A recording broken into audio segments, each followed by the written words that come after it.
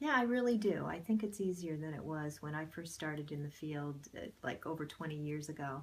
I think that employers are um, more open to hiring women, young women, and they're very supportive of maternity leaves. In fact, there's now even paternity leaves, so that childbearing and supporting um, parenting is something that employers really do in this day and age, in my experience.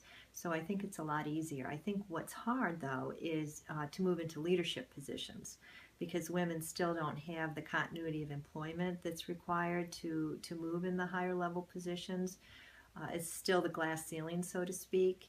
And what I mean by continuity of employment, a lot of times women will, work part-time for the years while their kids are in school, or they'll want to take summers off, or a variety of other things so that they can be with their kids.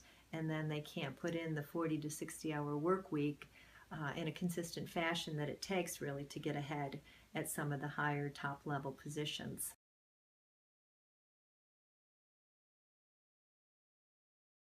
It's a little embarrassing to say, but my female role models were the Disney princesses. I loved Cinderella and Sleeping Beauty and the Snow White, and I just loved the fact that the handsome prince would come and rescue them. But today I've really changed a lot in terms of who my role models are. I would say today it's Angelina Jolie, Hillary Clinton, and Elizabeth Warren, who's the senator out of Massachusetts. And they're my role models because they kind of do it all. They love their kids. They're really invested in parenting their kids, while at the same time they're very, very professional, very smart, and very dedicated to their work. They're very aware politically, and their goals all the way around are to make this world a better place, and not just a better place for them to live, but for everybody to live.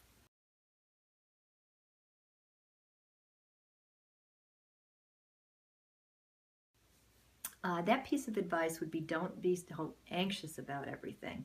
You can't possibly know it all. You can't possibly be perfect at all you do because it takes a lot of time and a lot of experience to get to be to the place where I am today. And so I wish I had just enjoyed it a little more and not been so anxious to get on to the next place and to achieve my next goal. I wish I had lived the moment more and enjoyed getting there as much as being on the other side of it.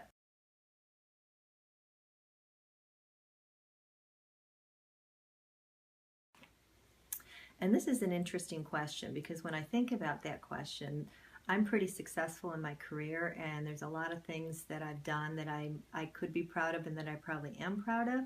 But when I think of this question, what I'm most proud of is my children.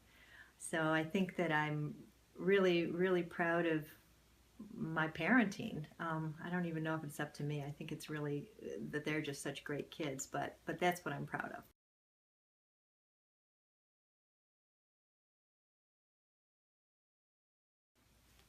I would never want to be compared to Taya Leone. She's the actress who plays the character of the Secretary of State on Madam Secretary.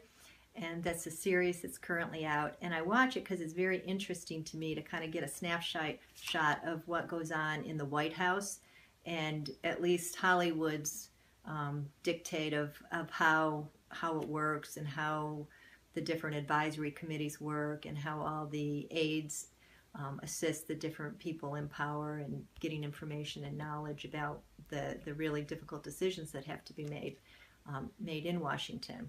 And so why I would never want to be like her is because I think her character is portrayed pretty unrealistically. She goes to work every day at all hours, deals with these tremendous world crises, deals with all the politics, and she just comes home and she's still on top of everything going on in her kids' lives. She's still cooking supper, being there for her family, and I just think it's really unrealistic.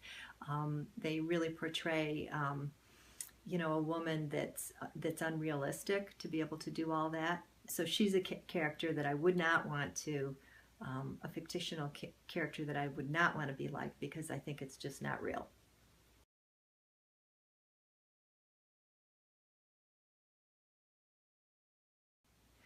I think we need to teach them not to take equal rights for granted or women's rights for granted. It could change in a heartbeat, just like it did in Iran many, many years ago when the women lost all their rights. So young women really need to know that it was a hard fight to get reproductive rights.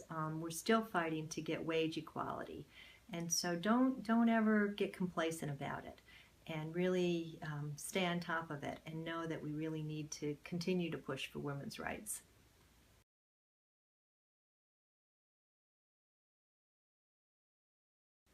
I'd really like to see the Equal Rights Amendment passed. I think that would be phenomenal. And of course, I want to see a woman president, and hopefully that'll be coming up in the next election. We'll be able to see one. That would be phenomenal. And I'd like to see more women on the Supreme Court. I'd like to see more women in Congress, because women are great leaders, and they really need to have a voice where their voice can really count.